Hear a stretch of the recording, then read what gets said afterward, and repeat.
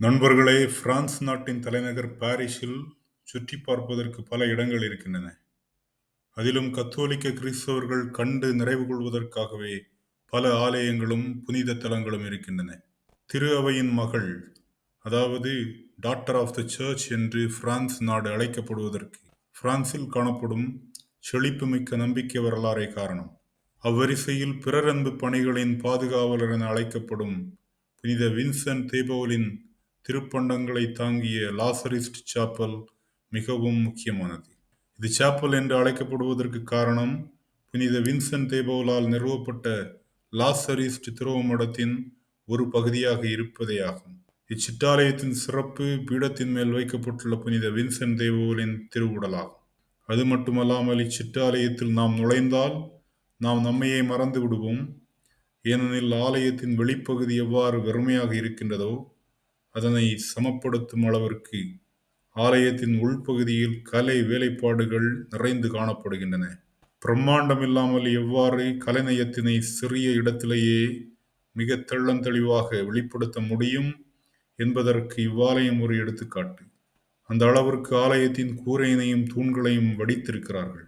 புனித வின்சென்ட் தேபோல் சபை என்றால் நமக்கு நினைவு கூறுவது அவர்களுடைய பிறரன்பு சேவை.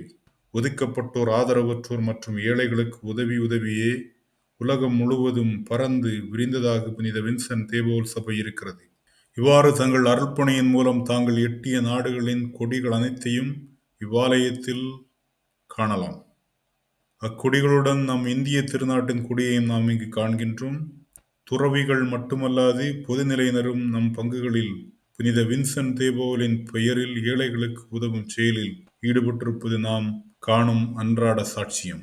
இப்பொழுது நாம் இவ்வாலயத்தில் காணும் அவருடைய திருவுடலை பற்றி பார்ப்போம். புனித வின்சென்ட் தேபோலின் உடலை பார்க்கும் பொழுது நாம் காண்கின்ற புனிதரின் உடல் 365 ஆண்டு காலம் இப்படியே இருக்கின்றதா என்றால் அதற்கு பதில் இல்லை என்பதாகும்.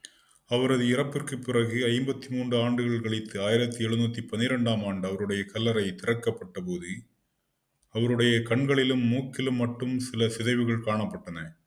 உடல் முழுவதும் அழியாமலேயே இருந்தது. பிரெஞ்சு புரட்சியின் காலத்தில் புனிதருடைய திருவுடலை தாக்குதலிலிருந்து காப்பதற்காக பாரிஸில் ரூதபாக்கில் உள்ள சிஸ்டர்ஸ் ஆஃப் சேரிட்டி சாப்பலுக்கு இடம் மாற்றப்பட்டு அங்கு ரகசியமாக நிலைவரையில் மறைத்து வைக்கப்பட்டு புனிதரின் திருவுடல் காக்கப்பட்டது.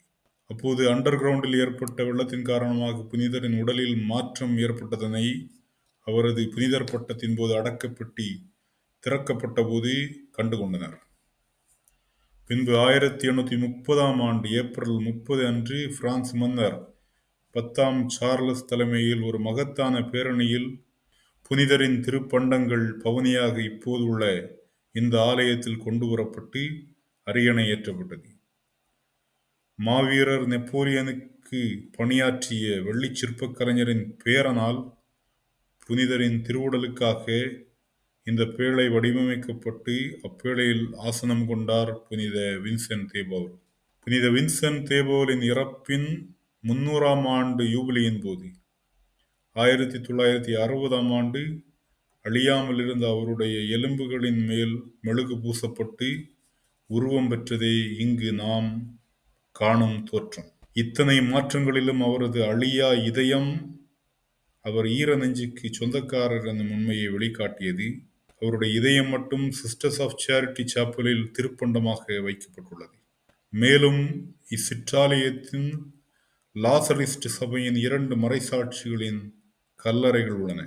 சீன அரசின் விதிமுறையை தாண்டி நற்செய்தி அறிவித்ததற்காக கொல்லப்பட்ட அருள் தந்தை ஷான் காப்ரியல் பெர்போயின் கல்லறையும், அதே குற்றத்திற்காக உயிருடன் புதைக்கப்பட்ட அருள் தந்தை பீர் பிரான்சுவா ரீட்டஸின் கல்லறையும் இவ்வாலயத்தில் உள்ளன.